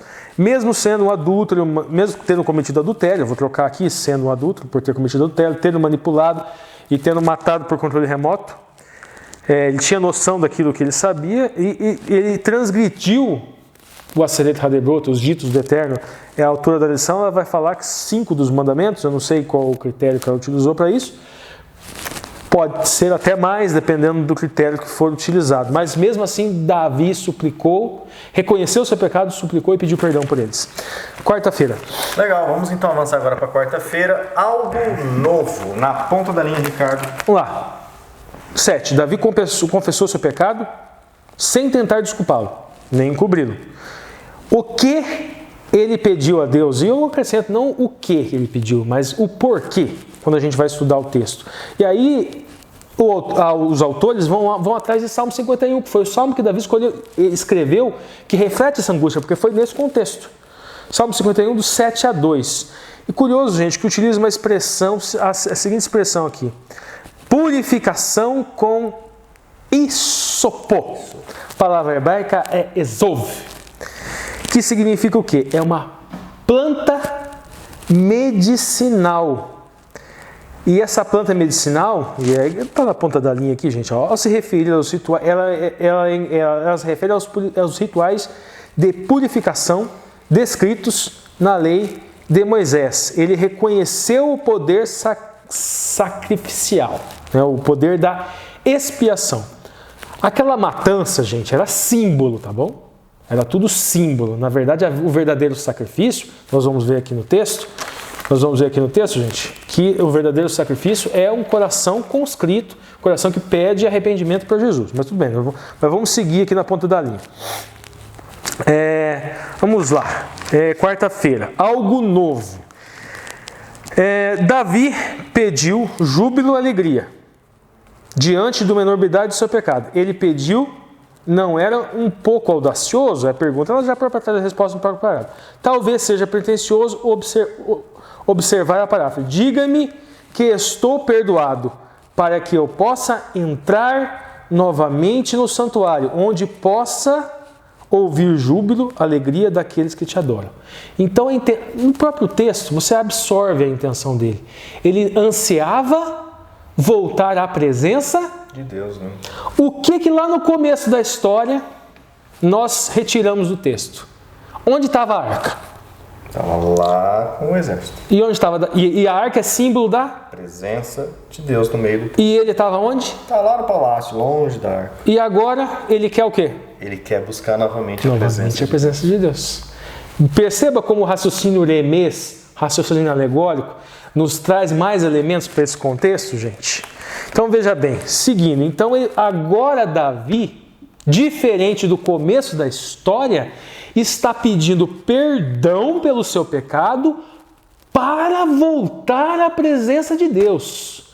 Lá atrás ele estava longe da presença de Deus, alegoricamente e literalmente. Agora aqui ele está alegoricamente voltando, querendo perdão para voltar à presença de Deus. E literalmente também. E isso acaba com aquela pregação, né, que fala assim, não, você vai a Jesus, Jesus te aceita. E aí assim, Jesus estava aceitando, Deus aceitava ele, mas ele percebeu o pecado dele. E ele ansiava voltar para a presença de Deus. Ele ansiava. Ele porque o pecado nos distancia, ou seja, então é isso que a Bíblia está falando, ou seja, não que Deus rejeita o pecador, mas é que o pecado distancia, natural. Então, como água e vinho, não se misturam. Então, você pode vir para a igreja, mas se você continuar pecando, você vai continuar. E daí aqui a autora da lição só corrobora o que a gente está falando. Quando Adão e Eva pecaram, eles se esconderam da presença de Deus. Exato. Então, pergunta 8, tem uns outros elementos que eu vou trazer aqui, gente. Se utiliza a expressão que ele não queria também, uma coisa que ele não queria, é que Ruach HaKodesh saísse dele. Ele lembrava da história de Saul. Ele temia o pecado contra o Espírito Santo. Ele temia não conseguir enxergar mais os seus defeitos. Davi, este homem, evite de fazer de analisação ficar só dando cacetada, Davi. Isso é exemplo para nós. Nós devemos temer que o Espírito Santo seja tirado de nós e nos deixe nos nossos próprios pensamentos. E nós não consigamos mais enxergar os nossos defeitos, as nossas limitações. E ele fala aqui, gente, de Ruach Nadav, que seria que foi traduzido por espírito voluntário. Esta expressão ela está ligada à oferta voluntária, ou seja, aquele corbanote de consagração, ação de graça. Esse espírito voluntário muito provavelmente está ligado ao Espírito de Deus, Verua Elohim, o Ruach HaKodesh, o Espírito de Santidade em mim, que me leva a consagrar as minhas ações ao Senhor, não para me salvar. Obra nenhuma me salva. Mas emuná faz parte.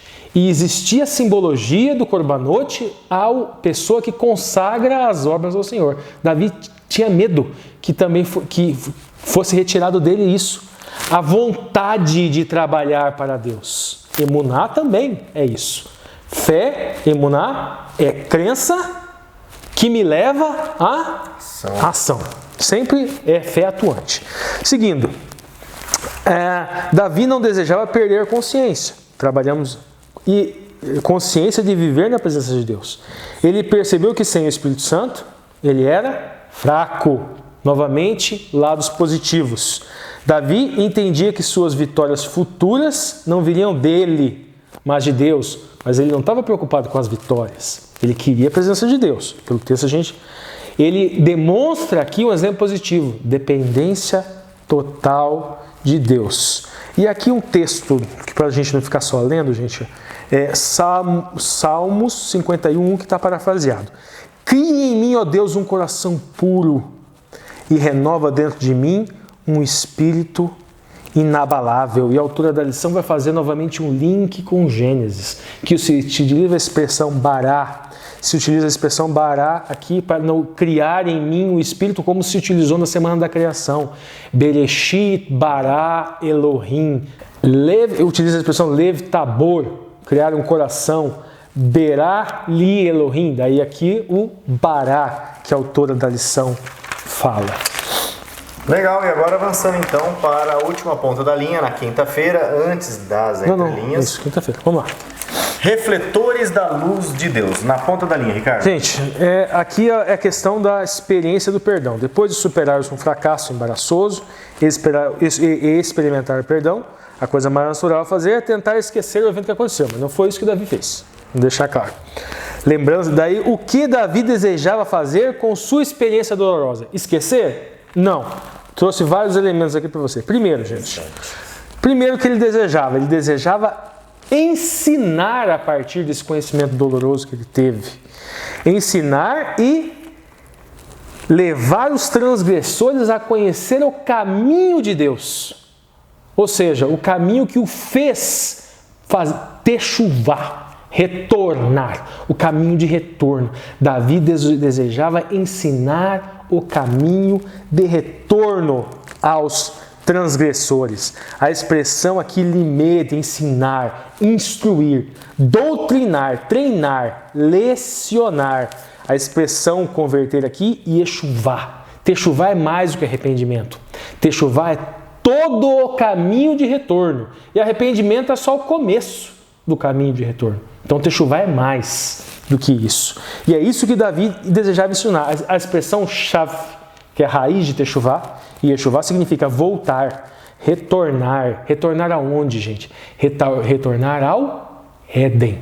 Mas qual Éden? Ao pré-lapso, antes do pecado, antes de mut e emut, antes da certeza da morte, certamente morrereis. Aí veja bem, aí ele já pede o Espírito Santo, ele desejava, abre minha boca, abre meus olhos para eu cantar um cântico de louvor. Esse é o cântico de Davi. E ele fala o seguinte, gente, a questão do sacrifício. Aqui. E a expressão hebraica que está lá é zevá. Será que essa expressão, quando ele fala de sacrifício, que o sacrifício verdadeiro é um coração conscrito, um coração que pratica techuvá, um coração que se arrepende, vamos dizer assim? Será que ele não é um jogo? Não, a expressão lá é zevá, que significa sacrificar animal, significa sacrifício, matança. Ele estava de fato falando de corbão alá, Estava falando daqueles ritos cerimoniais de matança de animal. E Davi está falando o quê? Que aquilo lá é arquétipo, gente. Aquilo lá é arquétipo do Mashiach. Aquilo lá é arquétipo de um coração conscrito, que se humilha, que vai buscar em Cristo salvação, que vai buscar em Ruach HaKodesh inspiração. Então, é esse o sentido. Agora vamos voltar aqui na ponta da linha, gente. A gente tem aqui algumas expressões. Vamos lá. Quinta-feira, na ponta da linha. A autora da lição ela vai trazer uma alegoria de uma história do Japão, uma arte do Japão chamada kintsugi, que ela recria, ela pega peças quebradas e reconstrói essas peças quebradas. E ela vai fazer um paralelo, que assim é a reconciliação com Cristo, que ele pega os nossos pedaços e nos transforma numa coisa melhor. O perdão de Cristo é simplesmente colar os nossos pedaços. Aí podemos nos tornar alto-falantes de Deus. Aí no Salmo 51:14 fala: a minha língua exaltará a tua justiça. Aí seguindo, qual a relação que existe entre o Salmo 51 aqui na quinta-feira e João 1:9? A resposta está a seguir, gente. O texto de João 1:9 é um resumo do Salmo 51. Assim como Davi sabia que Deus não desprezaria um coração quebrantado e conscrito, e já falei, gente, que esse coração quebrantado é um símbolo da forma com a qual nós devemos nos aproximar. Corban são os sacrifícios das leis cerimoniais. E está atrelado a uma raiz que diz aos aproximar-se. E alegoricamente nos mostra como nós devemos nos aproximar. O Cordeiro é Cristo, então nós nos aproximamos do Eterno para conseguir perdão através de Cristo. Tem ofertas de farinha, que são ações de graças que são consagradas ao Eterno. E o coração deve ser um coração constrito, com desejo de renovação, desejo de retorno, desejo de techuvá. Davi não conseguiu consertar o tremendo dano, porque as consequências acabaram caindo. Mas o Eterno perdoou o dano maior, que é a perca da vida eterna. Seu coração. E não nos esqueçamos, gente, que Batseba teve um outro filho. E dele? O nome desse outro filho era? Salomão. Eu deixei uns pontos de quarta que eu esqueci, eu vou trazer rapidamente ao final, antes que o Lúcio vá sentar para a minha treininha, que o Lúcio está com a perna doendo rapidamente. Salmo 51, gente, Davi pede Hesed. Hesed é graça, bondade, favor, benevolência, misericórdia, amor, caridade. Lá no Salmo 51, Davi fala de multidão de Hesed. Multidão de tudo isso. Davi pede, lava minhas iniquidades. A expressão lá é Avon. Avon é lava meu pecado, meu delito. Minha iniquidade, lava o meu crime. Avon é crime. Ele reconheceu aquilo como crime, o que ele fez. Conheço as minhas transgressões. A expressão é pechá. É uma expressão para pecado, gente. Pecar, delinquir, transgredir, rebelar-se. Ele reconhece que se rebelou contra Deus. Pequei diante de ti. E a expressão hatat, pecado, errar o alvo. Fracassar, equivocar-se. Mas também hatat significa vítima expiatória, sacrifício, pecado, transgressão, culpa. Ou seja, ele se sentia culpado perante o Eterno. Contra ti pequei, a expressão é hatat. Também. A expressão aqui é hatat, vítima expiatória. Note, lembra que nós falamos lá o elo com Cristo? Do pecado que você peca contra Deus, justamente porque o Messias tem que vir? A expressão pequei contra ti utiliza o verbo, não é o verbo hatá, é o verbo hatat, que mesmo que signifique pecado também, mas ele vem junto, vítima expiatória. Quem é a vítima expiatória? É o próprio Cristo. Hatat contra ti, pequei contra ti. Na própria palavra, hatat é vítima expiatória. Por que eu pequei contra ti? Porque o Senhor é a vítima expiatória. O Filho de Deus é a vítima expiatória. Em iniquidade fui... E aí uma expressão alegórica que eu não entendo, que deve ser entendida literal, gente. É mais ou menos assim. Nossa, eu sou um filho de um cão mesmo. Eu sou filho de um cão? Não, você é filho do seu pai. É porque eu fiz alguma coisa errada e estou dizendo que eu sou filho de um cão. E Davi vai lá e fala o seguinte: em iniquidade fui formado, em pecado fui concebido. Eu entendo como uma expressão alegórica. Muitos criam doutrinas e coisas estranhas. A expressão iniquidade é... Até o sexo, o pecado. Né? Ou falando que a mãe dele fez alguma coisa e tem coisa e usam dados históricos para tentar completar. Mas não, eu entendo que é uma expressão idiomática. Como uma expressão idiomática tipo, eu sou um filho de um cão mesmo porque eu fiz alguma coisa errada. Mas eu não sou filho de um cão de verdade. Exato. E iniquidade aqui, a expressão é avon. E pecado aqui, a expressão het, que seria pecado, delito, transgressão. E no final ele fala, purifica-me. Purifica. E o Lúcio vai descansar a perna agora aqui. Nós vamos para entrelinha raiz. Bom, gente, vamos para entrelinha então. Entrelinha raiz. Então, vamos seguir a sequência de livro, depois fazer uma aplicação com a história da semana. Admirável Mundo Novo, de Aldous Huxley. Foi escrito em 1932, como eu já falei para vocês. Ele vai narrar a história de Bernard. Bernard, ele vivia numa sociedade distópica. O que seria uma sociedade distópica? Uma sociedade utópica é uma sociedade perfeita. Aquela cidade perfeitinha, vamos dizer assim, na moral do livro, assim, onde todos seriam felizes. Só que aqui é uma sociedade distópica, não é que todos seriam felizes, todos são obrigados a ser felizes. O Aldous Huxley, ele vai fazer, eu já vou deixar claro que ele faz uma crítica à nossa sociedade, tá, gente? À nossa sociedade. Ele faz, e no final eu vou dizer essa crítica, eu vou narrar um pouquinho a história. O Bernard, ele vivia nessa sociedade distópica, e essa sociedade distópica era proibido ser infeliz. O Estado proibia. E nessa sociedade distópica, a história corre de 2500 depois de Cristo, ou dentro dessa linha da fantasia, da narrativa, do arco narrativo, 632 depois de Ford. Por quê? Quem que é Ford? Henry Ford, dos carros mesmo, exatamente. Fabricação em massa. Então, os princípios fordistas foram elevados à potencialidade do Cristo. Obviamente que você já começa a ver aqui uma crítica à sociedade capitalista. Linha de produção. Há um trocadilho ali no começo, o Lúcio está falando aqui, linha de produção. E realmente tem uma linha de produção, porque os seres humanos eles eram fabricados dentro de uma linha de produção que logo eu falo para vocês. No comecinho do livro, gente, há um trocadilho lá, umas trocas de nome de Ford por Freud. Por quê? Querendo passar ali nas entrelinhas que a mente das pessoas também deveria ser em série, mecanizadas, vamos dizer assim. Ou seja, seria um psicologismo mecanizante da mente. O homem era mecanizado, ou seja, o homem perdia a humanidade. Seguindo, nesse livro, os homens eles viviam em castas. Os alfas, que tomavam os melhores postos, eles eram mais altos. Não tinha essa expressão à época, mas podemos dizer hoje geneticamente modificados, geneticamente melhorados. Reprogenética, reprodução com alteramento para melhoramento genético. Aí os betas um pouquinho menores, para os cargos inferiores a dos alfas, mas também e os ômegas, os deltas e os Y, que seriam os piores, que no livro eles teriam menos, na gestação, eles teriam menos acesso ao oxigênio, e eles seriam os mais burrinhos. E como fazer com essa sociedade com divisão em casta fosse felizes?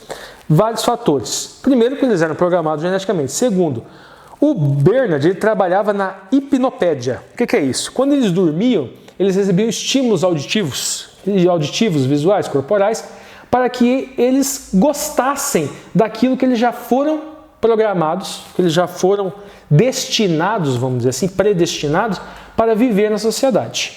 Então, durante a noite, eles escutavam coisas, tinham, por exemplo, se o beta fosse para um trabalho que no lugar quente, vamos dizer assim, o beta não, porque o beta é uma posição, o Y. Então, logo de criança, ele já teria acesso a calor, para ele gostar e se adaptar ao lugar quente. Então, davam-se estímulos para que eles fossem aceitos. Por que isso, gente? Uma pessoa explorada, para ela ser melhor explorada, ela precisa achar que ela não está sendo explorada.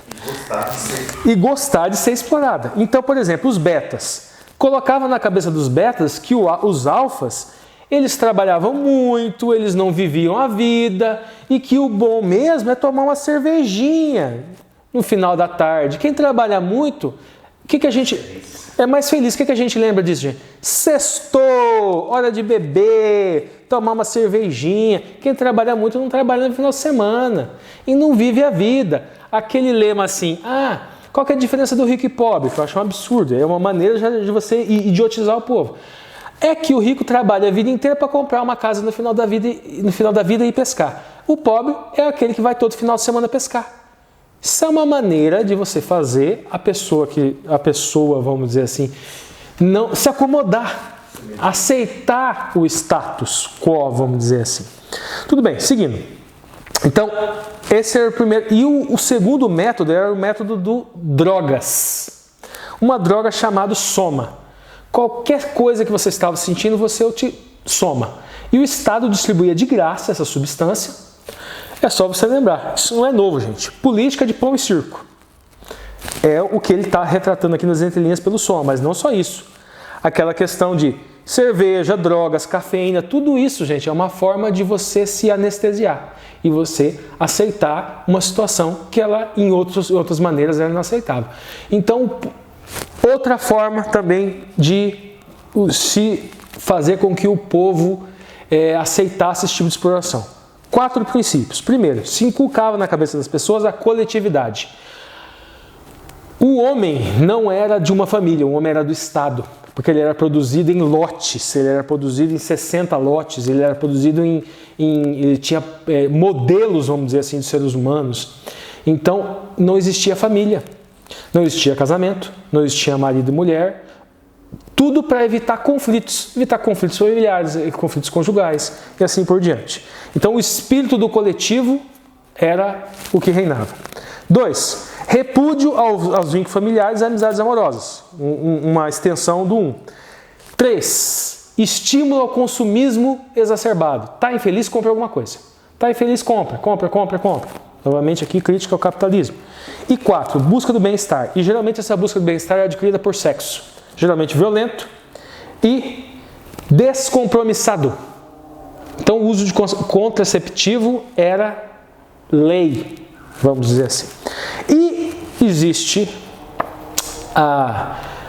um trocadilho com o nome desse personagem, do Bernard, com a Lenina, que é um trocadilho com Lenin. Como eu disse, ele é uma crítica social, mas não é só uma crítica social a pensamentos de esquerda, como vocês já viram, né, gente? A crítica social a pensamentos de esquerda e pensamentos de direita. Eu noto o consumismo exacerbado aqui. E eles vão... E o Bernard, desde o começo, parece que é um erro de produção, ele é um pouquinho menor do que os outros, ele sofre bullying, e ele começa a não gostar da coisa. E ele começa a se envolver com a Lenina, mas não com compromisso, afinal o compromisso não é proibido. E eles vão para uma reserva. E nesta reserva indígena tem um homem chamado John, e aqui entendemos que é um arquétipo de João Batista. Ou arquétipo até do próprio João, o apóstolo João. E esse John, ele nasceu naturalmente. E daí eles trazem esse John para esse mundo. E o John se apaixona por essa Lenina e ela quer se relacionar com ele, mas ele se sente ofendido em razão da diferença cultural que os dois têm. Dos princípios dela, porque para ela é descompromissado, ele não entende essa sociedade. Ele não entende nada daquilo. Então, gente, eu encerro aqui. Nessa sociedade, a mulher ela é objetivada. Tá? Ela é objetivada. Objetivada como? A mulher é objeto. E a mulher, ela acha isso natural, porque ela foi educada desde o começo a ser um objeto. Existe um estado de polícia. É feita uma crítica aqui, o contexto da época é o seguinte, existe um fascismo de direita, Hitler e Mussolini, um fascismo de esquerda, um autoritarismo de direita, um autoritarismo de esquerda com Stalin, com Stalin na Rússia, com Mussolini na Itália e com Hitler na Alemanha. E é uma crítica a tudo isso. E o John aqui é aquele que olha tudo isso e, nossa, tá tudo errado. Tá tudo errado. Que mundo estranho este. Os outros dois, mesmo que o Bernard tenha, ele acha, não, tem alguma coisa errada. Mas ele não tem a noção perfeita de que Tá tudo, esse autoritarismo está errado, esse coletivismo, essa repulsa por vínculos familiares, isso tudo está errado. Mas John tem. Nós vemos a história de Davi, nós olhamos o lado ruim e nós olhamos o lado bom. O lado bom que nós abstraímos é como o cristão deve agir hoje. O cristão deve ser como John, o cristão deve ser como Davi, deve buscar o retorno. Ele deve buscar o retorno nas tradições humanas? Não, ele deve praticar techuvá, ele deve buscar o retorno às tradições antes do lapso. O Yetzer Hatov, antes do pecado. Praticar techuvá é isso, é estranhar este mundo. Agora, nós estamos dentro da igreja, nós não estamos fazendo techuvá. Nós estamos buscando ideologias de esquerda, estamos buscando ideologias de direita e nós não estamos dialogando nem com a esquerda e nem com a direita. E pior, estamos pegando um discurso que é político e estamos transformando esse discurso político num discurso religioso. Gente, o John, que chegou nesse mundo novo, ele achou tudo estranho. O consumismo exacerbado, que é típico do capitalismo, a questão comunitária, vamos dizer assim, que é típica de países socialistas, o totalitarismo, que é tipo dos dois extremos, as duas pontas, tanto a extrema-direita quanto a extrema-esquerda, cristão defendendo o golpe militar, gente, que é isso? Pessoa, ela está no mundo e ama o mundo. Cristão defendendo posicionamentos doutrinários que são totalmente antibíblicos. Essa pessoa, gente, está tomando soma, está e não percebe, está tomando a droga, o psicotrópico que cauteriza, está sofrendo lavagem cerebral da hipnopídia. O cristão, ele não é deste mundo. Assim como o rei Davi, que poderia agir como os reis dos povos pagãos, não, aceitou a advertência do profeta, quis praticar techuvá para que o Ruach HaKodesh estivesse nele. Se você está defendendo, proselitando, transformando o discurso político de esquerda ou direita em discurso religioso, você é desse mundo. Você não está levando boa nova alguma. Você não só é desse mundo, como está deturpando o evangelho. Você está pregando um outro evangelho, um evangelho diferente, uma boa nova diferente, aquilo que não é a boa nova do Mashiach. O Mashiach não satisfez o discurso religioso fariseus, saduceus, essênios e zelotes, que seria a direita e a esquerda daquela época. Você, como um bom e verdadeiro cristão, deve orar para Ruach HaKodesh, o Espírito de Santidade, te mostrar que nenhum discurso político desse mundo reflete o céu. Bom, pessoal, nós acabamos aqui então a linha da doutrina, na ponta da linha e também as entrelinhas, raízes. E agora nós chamamos aqui mais uma vez o Marcos André, que vai encerrar com uma oração e antes ele faz uma perguntinha para discussão aí sexta-feira. Então, Marcos, mais uma vez é com você. Muito bem, chegamos ao final de mais um vídeo, ao final de mais uma lição, e eu quero agradecer a todos que deixaram os seus comentários, respondem as perguntas que eu faço aqui. É muito bom quando você comenta. Nós temos muita audiência e poucos comentários, né? Os comentários eles não estão muito alinhados aí com a quantidade de visualizações que a gente tem. Então seria bom que você também tirasse um tempinho, você que nunca comentou, que deixasse o seu comentário dizendo de onde você nos assiste. Isso é muito importante para a gente, isso nos anima muito, né? Na parte de sexta-feira tem aqui uma frase que eu gostaria de destacar, né? Não era unicamente pelo perdão que ele orava, no caso Davi, mas pela pureza de coração.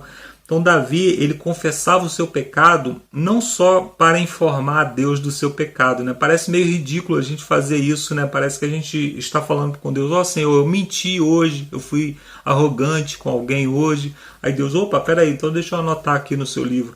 Não, Deus já sabe do nosso pecado. A verdadeira confissão que Deus espera de nós é quando nós falamos: Senhor, eu sou fraco, eu não consigo deixar de mentir, eu não consigo deixar de cometer esse pecado específico. E isso que é a verdadeira confissão, quando você fala para Deus das suas limitações e pede a Ele que te auxilie a vencer as dificuldades, né? Essa é a verdadeira confissão, quando você pede força do céu para vencer as suas limitações. A primeira pergunta aqui diz: como equilibrar a consciência do pecado com a certeza do perdão? Nós não devemos, a consciência do pecado ela deve estar sempre conosco, mas nós não devemos fazer disso algo limitante. Nós não devemos fazer com que o pecado ele nos limite, por exemplo, de falar de Jesus para as pessoas, de falar da nossa fé para outras pessoas.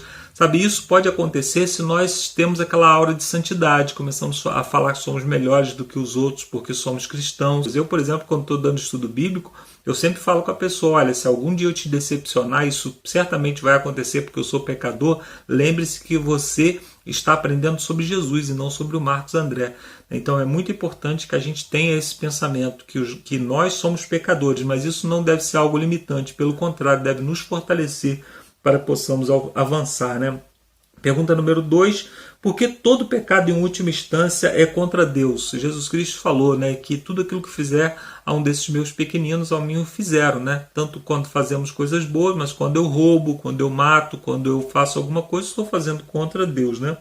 O que dizer às pessoas que não aceitam que os inocentes sofram? Isso é o grande conflito, né? O mal ele é mal porque é mal mesmo, não é porque ele é justo, né? Se o mal fosse justo, ele só acometeria pessoas ruins, mas o mal é mal mesmo. O mal ele acomete pessoas inocentes, né? E Deus ele precisa estar sempre segurando o mal, retendo o mal para que o mal não destrua tudo, né? Deus precisa ter um equilíbrio aí, né? Porque ele não pode fazer com que o mal se faça presente o tempo todo, porque ninguém suportaria, mas também ele não pode limitar o mal, senão nós não teríamos plena consciência do que é o mal, né? Ele não pode limitar totalmente, né? 4. A Bíblia narra a sórdida história de Davi e Betseba. Qual é o propósito desse relato? Temos que ter similaridade com as pessoas, senão Deus mandaria os anjos, e os anjos diriam: abandone seus pecados, olha como nós somos santos, os anjos, né? Não é esse o nosso papel. Nosso papel é mostrar que nós erramos também, mas mesmo assim Deus nos aceita e pode aceitar também aquelas pessoas pelas quais nós estamos trabalhando. O pecado nos separa de Deus. Como isso acontece e por que essa separação é tão desconfortável? E por que a promessa da graça é o único remédio para a culpa? Depende de como essa separação é desconfortável, né? Se você está tão envolvido com o pecado que não deseja mais arrependimento, isso não é tão desconfortável assim. Pelo contrário, o melhor lugar é afastado de Jesus mesmo. Então nós temos que tomar muito cuidado, que o pecado nos afasta tanto de Jesus que nós passamos a defender o pecado e a acusar Jesus, acusar os irmãos, acusar a igreja, acusar... Então nós passamos a ter um papel de defensores do mal, por nos afastar da luz, né? Nós não vemos a verdadeira gravidade daquilo que estamos cometendo. Então precisamos tomar cuidado. Às vezes estamos entrando por um caminho que não tem mais volta, quando o Espírito Santo, né, a voz do Espírito Santo, que vem através da Bíblia, que vem através dos irmãos nos falando, vem através dos livros do Espírito de Profecia, quando isso começa a se calar, essa voz começa a se calar, nós precisamos, como Davi, nos curvar diante do Senhor e pedir que Ele nos dê um novo coração. E o Senhor está sempre de braços abertos. Jesus Cristo disse: eu jamais lançarei fora aquele que vier a mim. Então nós podemos ter certeza de que Jesus Cristo está sempre disposto a nos receber e nos curar das nossas dificuldades. Vamos orar? Senhor Deus, muito obrigado por mais essa lição, muito obrigado pelo aprendizado que tivemos aqui. Te pedimos que o Teu Santo Espírito nos ajude a aplicar esses ensinamentos na nossa vida. Te pedimos também, Senhor, pela Tua graça e pela Tua bondade, que o Senhor nos capacite a cada dia a ser luz para outras pessoas. Salva-nos para o Teu reino, é o que nós te pedimos por Jesus. Amém. Obrigado, irmãos, e até a semana que vem com mais um estudo da Palavra do Senhor. Bom, pessoal, agora sim encerramos. Não esqueça de colocar aqui nos comentários hashtag Fui Até o Fim. Coloque também a sua impressão, o assunto que mais lhe impressionou. E não esqueça também de compartilhar. Se o assunto é importante para você, não fique só para você. Compartilhe com as pessoas. Você tem o recurso de compartilhar no YouTube do desktop, né, do computador. Você compartilhar já com os segundos. E aí a pessoa já vai assistir diretamente aquela parte do vídeo, aquela fala, aquela pérola, né, Ilza? das entrelinhas que te chamou a atenção e quem sabe possa fazer a diferença um pouco e atrair essas pessoas para a palavra de Deus, ok? E nos vemos então, pessoal, na próxima lição, no 5º vídeo aqui dessa série, que tem como título Venham a mim. Nos vemos lá então, pessoal. Espero que todos continuem em paz, continuem aí se cuidando. Até lá. Tchau, tchau.